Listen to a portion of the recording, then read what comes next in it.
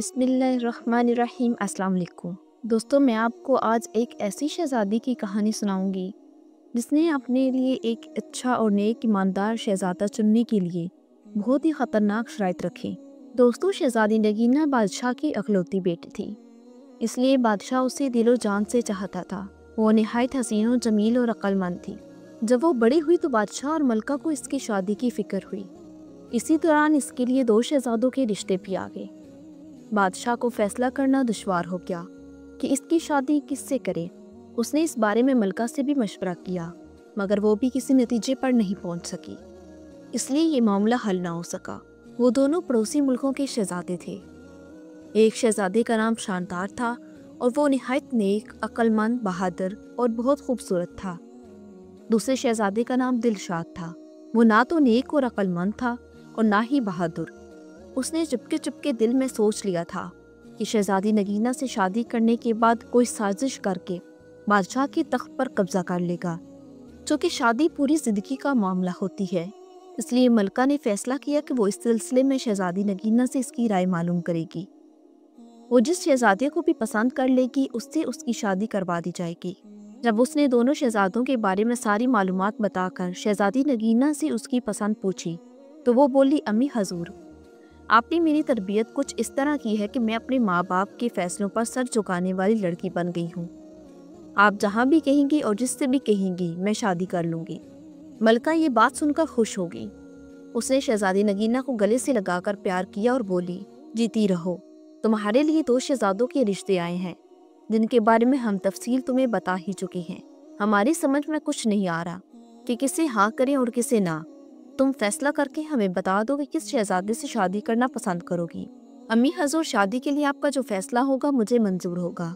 शहजादी नगीना ने धीरे से अपनी बात दोहराई। मलका ने कहा, मैं कह तो रही हूँ कि हमारे समझ में कुछ नहीं आ रहा।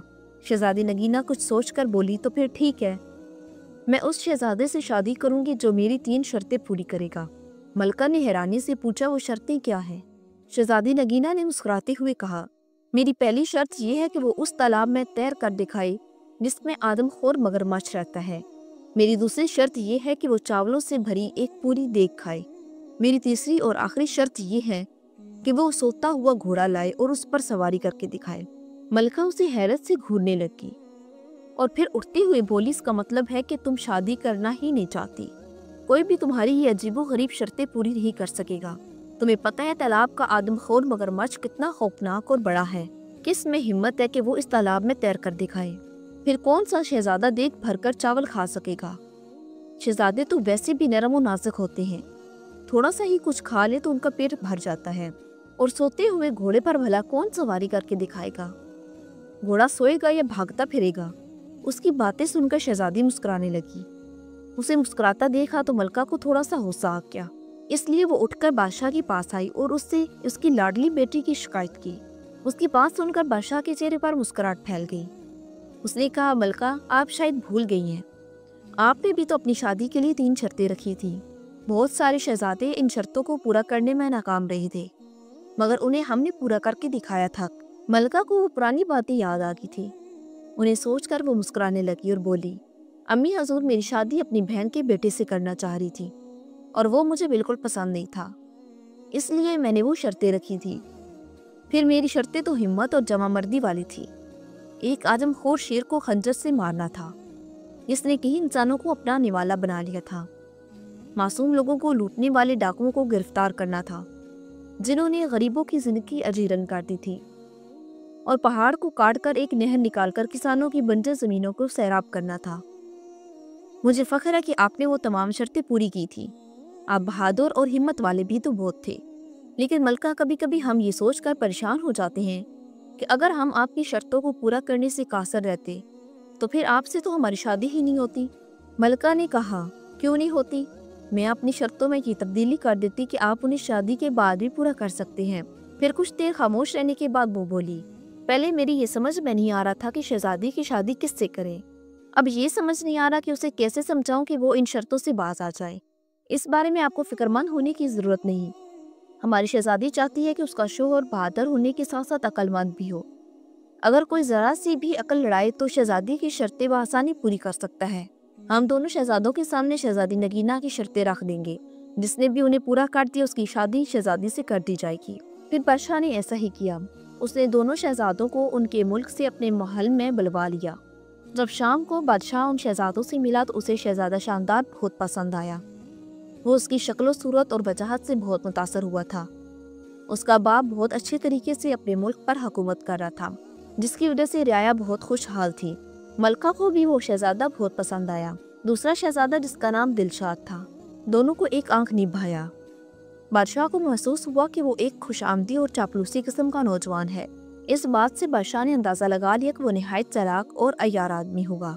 ملکہ کو تو شہزادہ شاندار اتنا اچھا لگا کہ وہ شہزادی نگینا کے پاس گئی اور اس سے بولی، بیٹی تم اپنی شرطیں واپس لے لو اور شہزادہ شاندار سے شادی کر لو۔ ایسا شوہر تو قسمت سے ہی ملتا ہے۔ اگر پہلی شرط کے دوران ہی مگرمچھ اسے کھا گیا تو بہت برا ہوگا۔ شہزادی نگینا نے اٹل لہجے میں کہا، اگر میں اپنی شرطیں واپس لیتی ہوں تو اس میں میری بے عزتی ہے۔ شہزادہ اگر میری شرطیں پوری کرتے ہیں تو ٹھیک ہے، ورنہ اپنے گھر جائے۔ ملکہ مایوس ہو کر لوٹ گئی۔ دونوں شہزادوں کی ملاقات شہزادی نگینا سے کروائی گئی۔ وہ انہیں محل سے کچھ دور جنگل کے نزدیک تالاب تک لائی اور ان سے کہا، یہ ہے وہ تالاب جس میں ایک آدم خور خونخوار مگرمچھ رہتا ہے، کہ آپ دونوں اس تالاب میں تیر کر دکھائیں گے؟ اس کا یہ کہنا تھا کہ اسی وقت ایک بہت بڑا مگرمچھ اپنا منہ کھولے تالاب کے کنارے پر آ گیا۔ اسے دیکھ کر شہزادہ دلشاد خوفزدہ ہو گیا اور بولا، جان ہے تو جہان ہے، میں تو اس تالاب میں ہرگز نہیں جاؤں گا۔ شہزادی کی دوسری شرطیں بھی بہت سخت ہیں۔ دیکھ بھر کر چاول تو کوئی دیو ہی کھا سکتا ہے، اس کے علاوہ میں سوتا ہوا گھوڑا کہاں سے لاؤں گا اور اس پر سواری کیسے کروں گا؟ میں تو چلا، مجھے نہیں کرنی یہ شادی۔ یہ کہہ کر وہ چلا گیا۔ اس کے جانے کے بعد شہزادہ شاندار نے کہا، شہزادی صاحبہ، کل میں آپ کو اس تالاب میں تیر کر دکھاؤں گا۔ رات ہوئی تو اس کے ساتھ آئے ہوئے غلاموں نے تالاب میں ایک بڑا سا جال ڈال کر مگرمچھ کو پکڑ لیا اور دور ایک دریا میں چھوڑ آئے۔ اگلی صبح ملکہ، بادشاہ اور شہزادی نے دیکھا کہ شہزادہ مزے سے تالاب میں تیرتا پھر رہا ہے۔ شہزادی نے پوچھا، اس مگرمچھ کا کیا ہوا؟ وہ کہاں ہے؟ شہزادے نے کہا، اسے میں نے پکڑوا کر دریا میں چھڑوا دیا ہے۔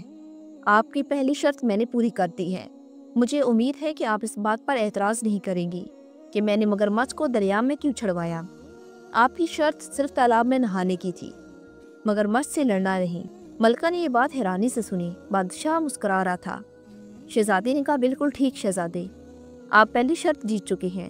میری شرط ہی یہی تھی کہ آپ تالاب میں تیر کر دکھائیں۔ میں آپ کی ذہانت کی قائل ہو گئی ہوں۔ دوپہر ہوئی تو شہزادی نگینا نے کہا، شہزادے، آپ مجھے دیکھ بھر کر چاول کھا کر کب دکھائیں گے؟ شہزادے نے کہا، ابھی تھوڑی دیر بعد۔ اتنی دیر میں ملازموں نے دسترخوان چن دیا۔ وہ اپنے ساتھ چاولوں کی ایک بڑی سی دیگ بھی لے کر آئے، جسے انہوں نے دسترخوان کے بیچوں بیچ رکھ دیا۔ دیگ کو دیکھ کر بادشاہ کے چہرے پر فکرمندی کے آثار نظر آئے۔ کیوں میاں صاحبزادے، آپ کھا لیں گے دیگ بھر کر چاول؟ شہزادے نے کہا، ایک دیگ تو کیا، میں تو 2 دیگیں بھی کھا سکتا ہوں۔ یہ کہہ کر شہزادہ شاندار نے اپنی جیب سے ایک نہایت چھوٹی سی دھاتی دیگ نکالی، جو اس کے ملازم بازار سے خاص طور سے بنوا کر لائے تھے۔ اس نے اسے چاولوں سے بھرا اور شہزادی نگینا کے سامنے پوری دیگ چٹ کر گیا۔ شہزادی صاحبہ، آپ کی دوسری شرط بھی پوری ہوگی، میں نے دیگ بھر کر چاول کھا لیے ہیں۔ اس کی بات سن کر شہزادی نگینا ہنسنے لگی۔ بادشاہ نے ملکہ سے کہا، بیگم، اب اپنی بیٹی کی شادی کی تیاریاں شروع کر دو۔ مجھے تو یوں لگ رہا ہے کہ یہ شہزادہ میاں تو سوتے ہوئے گھوڑے پر بھی سواری کر کے دکھا دے گا۔ شام کو بادشاہ، ملکہ اور شہزادی نگینا اپنے باغ میں چہل قدمی کر رہے تھے۔ اچانک انہوں نے شہزادہ شاندار کو ایک گھوڑے کے ساتھ آتے دیکھا۔ وہ قریب آیا تو بادشاہ حیرت سے بولا، شاندار بیٹے، یہ گھوڑا لیے کہاں پھر رہے ہو؟ شہزادہ شاندار نے بڑے فخر سے بتایا، یہ گھوڑا نہایت قیمتی ہے، میں اسے منڈی سے خرید کر لایا ہوں۔ اس کے مالک نے مجھے بتایا تھا کہ یہ حاتم طائی کے گھوڑوں کی نسل سے ہے۔ اس کا تو میں نے ایک بڑا اچھا سا نام بھی رکھ لی ہے۔ شہزادی نے کہا، شہزادے، کیا نام رکھا ہے آپ نے اس کا؟ شہزادے نے کہا، شہزادی صاحبہ، میں نے اس کا نام رکھا ہے سوتا ہوا گھوڑا، چونکہ یہ میرا گھوڑا ہے، میں جو بھی اس کا نام رکھوں میری مرضی۔ اب میں آپ کو سوتے ہوئے گھوڑے پر سوار ہو کر دکھاؤں گا تاکہ آپ کی تیسری شرط بھی پوری ہو سکے۔ یہ کہہ کر شہزادہ شاندار رکاب میں پاؤں ڈال کر گھوڑے پر سوار ہو گیا اور اسے دوڑاتا ہوا باغ کا ایک چکر لگا کر دوبارہ ان لوگوں کے پاس آ گیا۔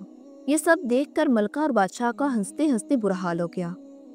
شہزادی نگینا بھی مسکرانے لگی تھی۔